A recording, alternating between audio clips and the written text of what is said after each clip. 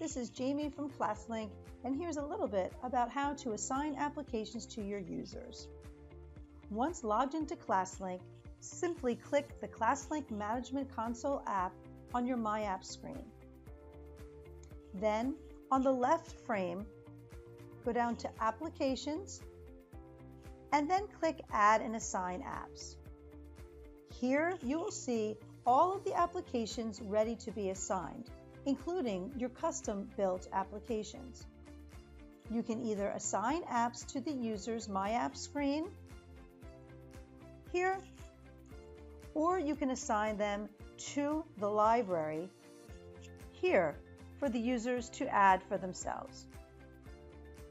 In order to decide where apps should be placed, consider those that are used on a regular basis or those that are mandatory to be used to be placed here on the My App screen, while those that might be optional can be placed in the library for teachers and students to add for themselves. In order to assign applications right here to your user's My App screen, simply go back to the Management Console, and under the Assign App column, you can click the green Assign button for the application you wish to assign. Here you will see you are able to assign applications by profile, by group, or by user. If you are connected to the ClassLink roster server, then you are also able to assign applications by orgs or buildings, by courses, or by classes. When assigning an application by profile, you are able to assign that application to every user under that profile. If you are assigning applications by groups, you are able then to assign the application to the groups that you have set up in your district. If you are assigning applications by user, then you can use the search feature to look for particular users. When I assign this application to the tenant administrator, then I will be able to see that application on my My App screen. I can do a search and find it here. You also have the option of adding applications right here in the user's app library. In order to do that, in the Management Console, you just need to go to the section under Applications called App Library.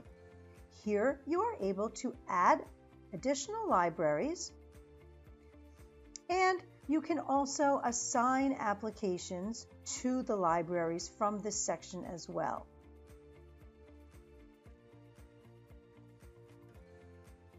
Additionally, you can decide which profiles are able to see that particular library and decide whether the library should be visible to all or not.